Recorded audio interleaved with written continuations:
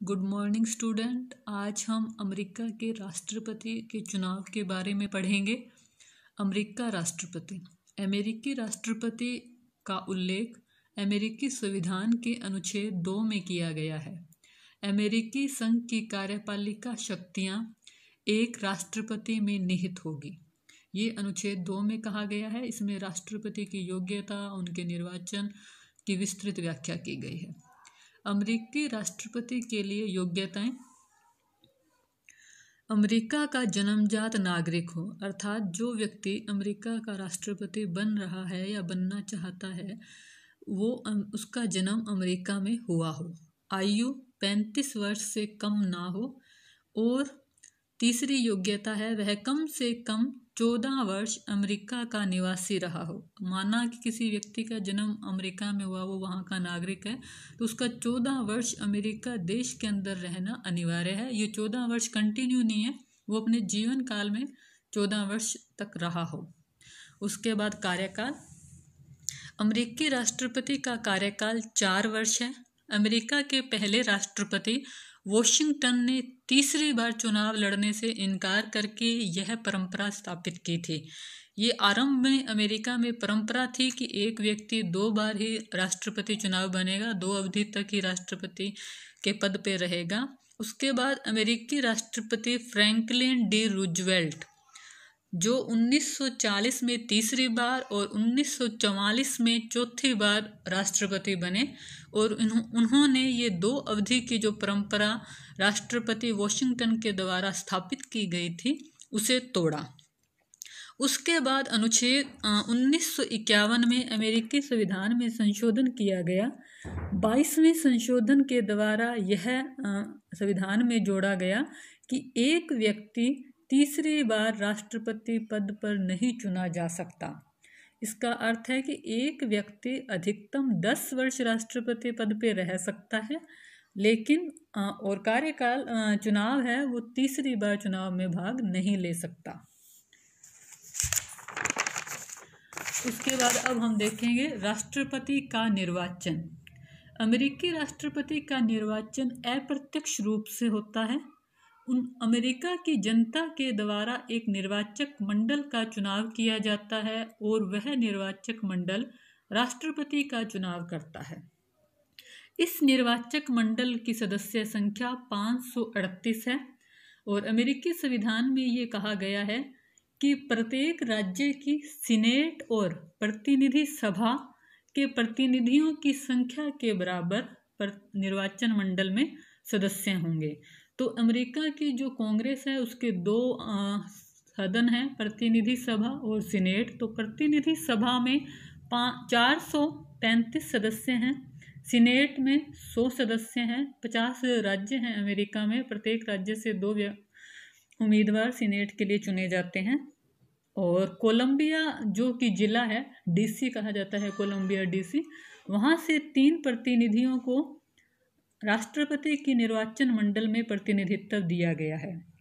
अब ये important question है जो कंपटीशन एग्जाम में आ सकता है या आपके छोटे प्रश्नों में आ सकता है। 23वें संविधान संशोधन द्वारा कोलंबिया के 3 सदस्यों को राष्ट्रपति चुनाव में शामिल किया गया। उसके बाद है उम्मीदवारों का चुनाव। राष्ट्रपति के चुनाव में सर्वप्रथम जो राजनीतिक दल हैं उनके द्वारा उम्मीदवारों का चुनाव किया जाता है। उम्मीदवारों का चुनाव जुलाई या अगस्त के माह में किया जाता है। प्रत्येक राजनीतिक दल द्वारा अपने अपने उम्मीदवारों को, उनकी जो स्थानीय समितियां हैं उनके द्वारा। फिर है सबसे महत्वपूर्ण निर्वाचक मंडल का चुनाव। निर्वाचक मंडल का चुनाव प्रत्येक लीप वर्ष, अर्थात ऐसा वर्ष जिसमें फरवरी 29 दिनों की होती है, उस वर्ष अमेरिका में राष्ट्रपति के निर्वाचन के लिए निर्वाचक मंडल का चुनाव नवंबर माह के पहले मंगलवार या सरकार द्वारा निर्धारित कोई भी तिथि को करवाया जाता है। इस निर्वाचक मंडल के लिए 538 सदस्यों को चुना जाएगा और उन्हें किसके द्वारा चुना जाएगा? अमेरिका के जो वयस्क मताधिकार प्राप्त नागरिक हैं, अर्थात जिनकी आयु 18 वर्ष से कम नहीं है, वह सब मतदाता जो अमेरिका के मतदाता सूची में जिनका नाम जुड़ा है वह निर्वाचक मंडल के चुनाव में भाग लेते हैं और निर्वाचक मंडल के सदस्यों का चुनाव सूची प्रणाली के द्वारा किया जाता है।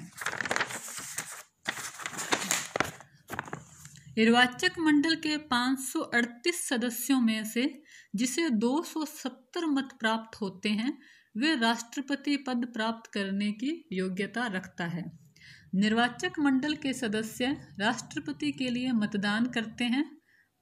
पहले 538 निर्वाचक मंडल को चुना जाएगा, उन 538 वहाँ के जो राज्य के मतदाता हैं वो चुनेंगे। फिर वो 538 दूसरा स्टेप है, 538 जो निर्वाचक मंडल के मेंबर्स हैं वो राष्ट्रपति के लिए मतदान करेंगे।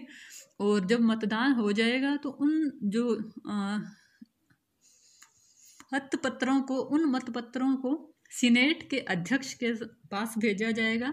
सीनेट का अध्यक्ष कांग्रेस की संयुक्त बैठक बुलाएंगे, अर्थात प्रतिनिधि सभा और सीनेट दोनों की संयुक्त बैठक होगी। उसकी अध्यक्षता है वो सीनेट के अध्यक्ष करेंगे और उनकी अध्यक्षता में ही मतों को गिना जाएगा और सीनेट के अध्यक्ष के द्वारा जीतने वाले उम्मीदवार की घोषणा की जाएगी।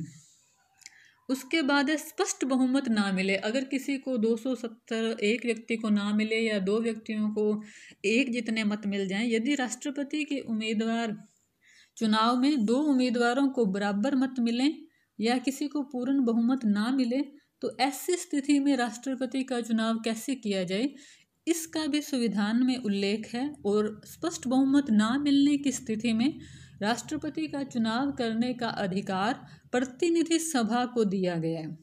तो प्रतिनिधि सभा जिन्हें सबसे अधिक मत प्राप्त हुए हैं वो पहले 3 उम्मीदवारों में से किसी एक को राष्ट्रपति निर्वाचित कर सकती है।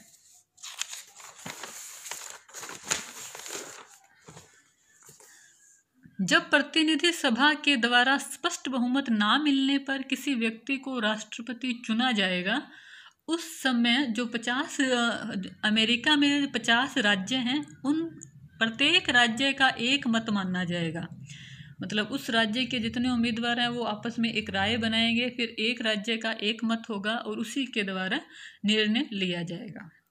उसके बाद है नवीन राष्ट्रपति का पद ग्रहण। अमेरिका में नवीन राष्ट्रपति का पद ग्रहण 20 जनवरी को किया जाता है। ये व्यवस्था 20वें संविधान संशोधन 1933 के द्वारा की गई थी। इससे पहले अमेरिका संविधान में राष्ट्रपति के द्वारा 4 मार्च को अपना पद ग्रहण किया जाता था। इसे 20वें संविधान द्वारा संशोधित करके 20 जनवरी कर दिया गया। धन्यवाद स्टूडेंट।